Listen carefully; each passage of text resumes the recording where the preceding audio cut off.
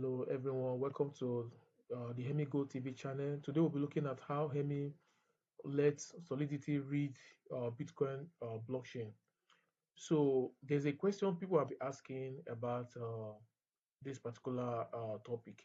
That if you want to your Solidity contracts to know something about Bitcoin, say whether a specific transaction actually happened or what a address balance is right now, how would you do it? That's the question people have been asking. Normally, you can't, not directly. Ethereum smart contract have zero native awareness of Bitcoin.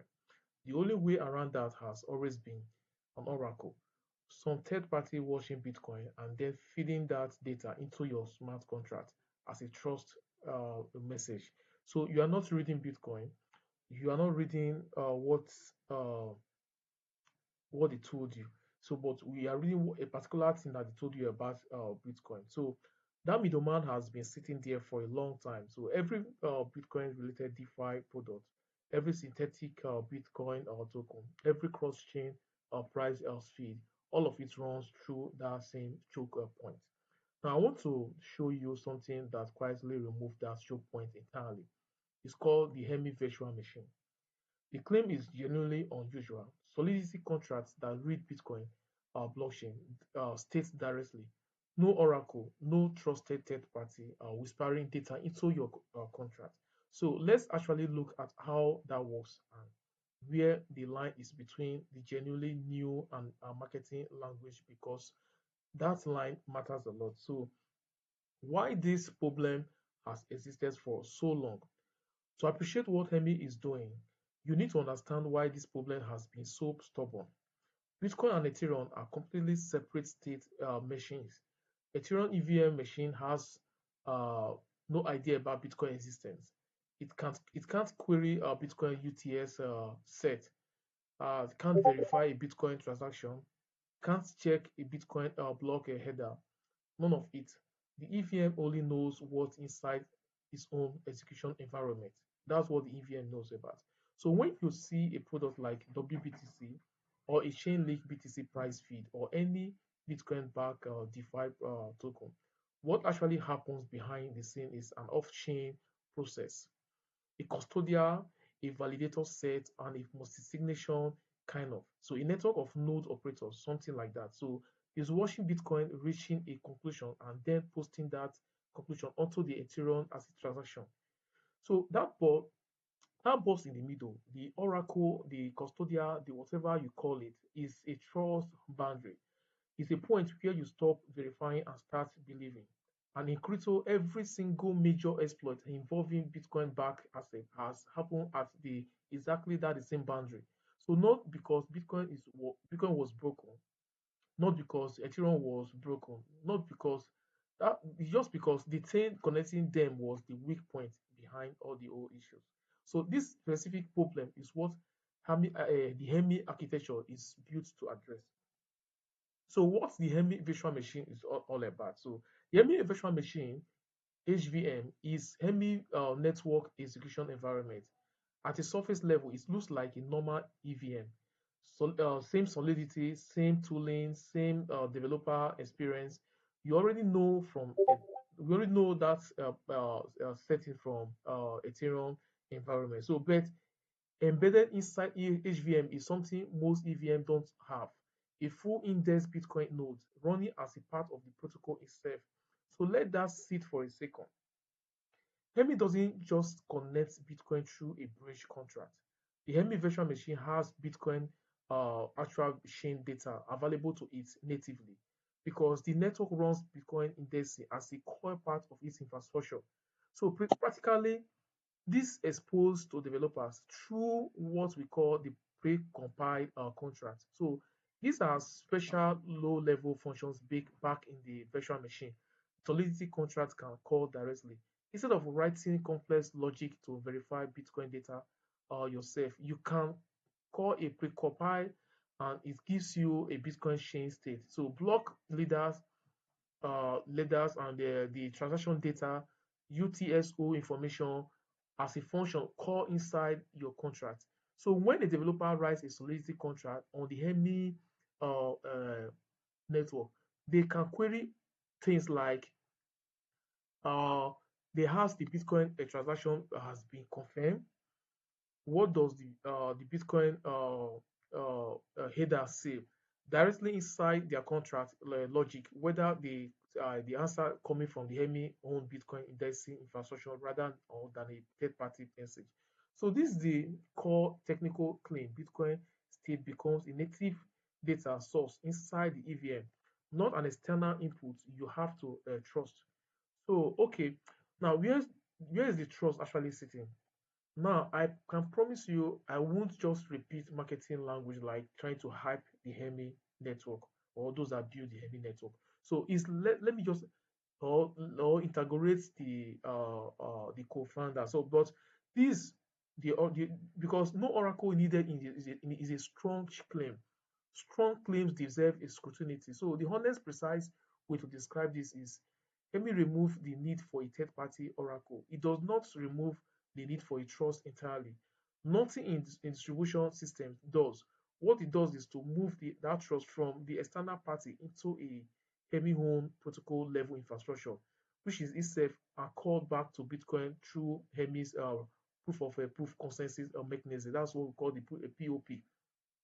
So the Hemi native, the EVM and the new model Bitcoin, Hemi native indexing protocol (HVM) with Hemi owns state accord to Bitcoin. So the question becomes: do you trust Hemi protocol level Bitcoin indexing more than you trust a third-party Oracle network or a custodian? For most technical audience or developers on board right now, the answer is yes. Here's why. Hemi owns chain data is being published to Bitcoin itself. That creates a verification loop where Hemi state about the Bitcoin is checkable against Bitcoin actual ledger rather than just relying on a separate entity attestation. So this is a real architectural improvement. It's not the elimination of trust, is not minimization of a or relocation of a trust to a place that's harder to corrupt or easier to verify. That distinction matters, and any video that tells you this is 100% trustless is oversimplifying the whole thing. Now, the honest version is still extremely compelling. It's just a precise thing. So, what does this actually unlock in real use cases of the Hemi network? So, the number one thing I've seen so far is Bitcoin native collateral. The lending protocol, like what we talked about in our last video about the Templar protocol, where you can actually lend and borrow and even swap on the Hemi network using the Templar protocol. What is built on Hemi can verify Bitcoin collateral against Hemi native Bitcoin data rather than just relying on a wrapped token claim backing. The contract logic can check Bitcoin claim chain directly as a part of its risk or liquidation mechanism. So the number two reason I've seen again, or the use cases of the number two, is that you can write smart contracts that execute logic conditionally on something happening on the Bitcoin chain. So for example, if you are releasing your funds only after a specific Bitcoin transaction reaches a certain number of confirmation, this used to require a custom Oracle setup on Hemi is closer to a native function call. So the number three things that you should note that is the use case on this topic we are looking at now is that think about derivatives, insurance products or structural products that needs to reference Bitcoin on the chain activity, UTSO ages, dormant wallet movement, miner behavior. This becomes a buildable as on-chain primitive instead of requiring a conceptualized data provider you have in the past. So it also reduce. That's the number fourth reason is this. It reduce surface risk like Bitcoin backed asset. Every wrapped Bitcoin product that ever been hacked was hacked at the custody or at the bridge layer, not at the Bitcoin protocol layer, but by allowing contracts to verify Bitcoin data more directly through the protocol level infrastructure, Hemi reduce the number of places attacker can target. So that's why Hemi hardcore the network on the Bitcoin security. So none of this means that HVM is risk-free or that every implementation will be perfect. But the new thing infrastructure always carries execution risk. But the architectural direction here is sound and is very, very serious. So infrastructural level attempt to close this gap between Bitcoin data and Ethereum programmability. So why other layer twos haven't done this? We have other layer two like the Arbitrum, the Optimism, and the other layer twos on the Bitcoin network. So that is currently being built last year and 2 years ago.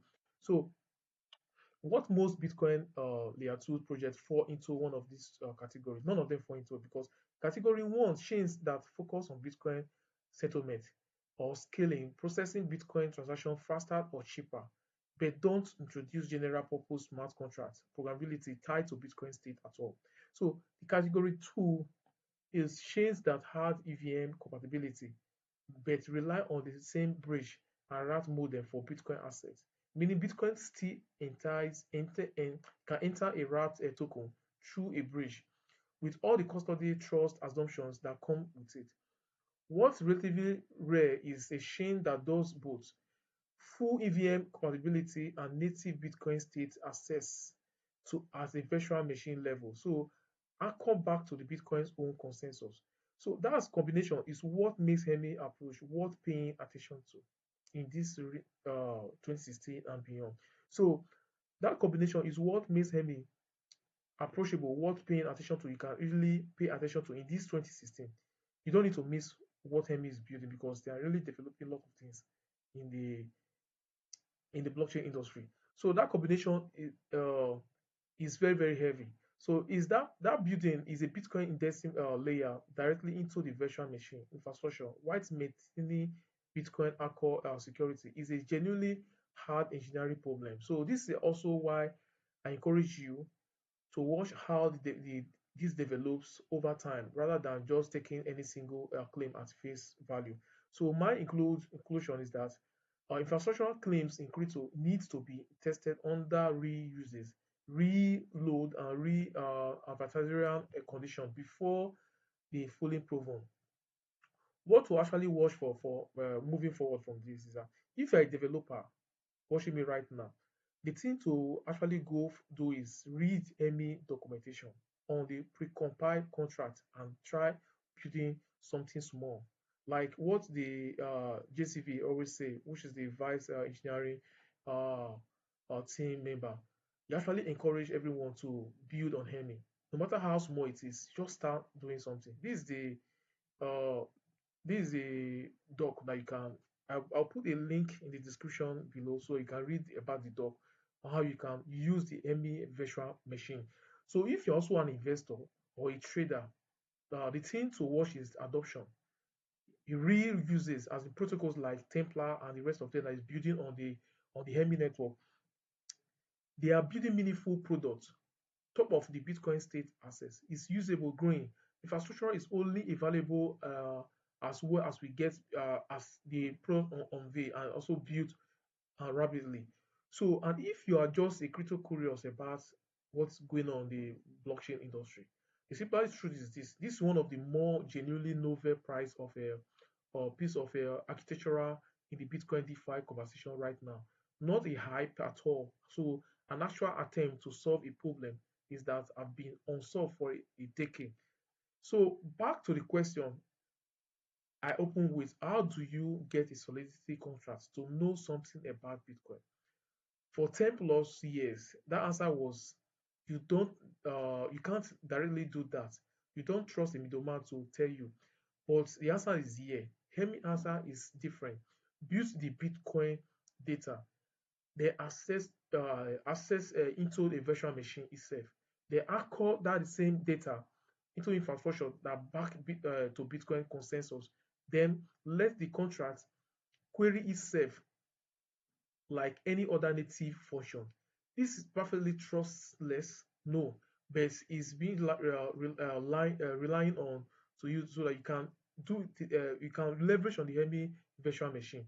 So but it's a meaningful step closer than anything that has come before now. So back in the days, like when I joined the space 2016, there was nothing like that. Like you can't combine Bitcoin and Ethereum, together as a single network, as a super network. So but Hemi has come to unify Bitcoin and Ethereum as one single network, so that when you build something on the Bitcoin or on the Bitcoin, you are secure. So leveraging on the Hemi network. So because Hemi hardcore insecurity on the Bitcoin network. So if you want to go deeper or get more tutorials on bridging on the Hemi, swapping tokens, and using temporal protocol, lending market.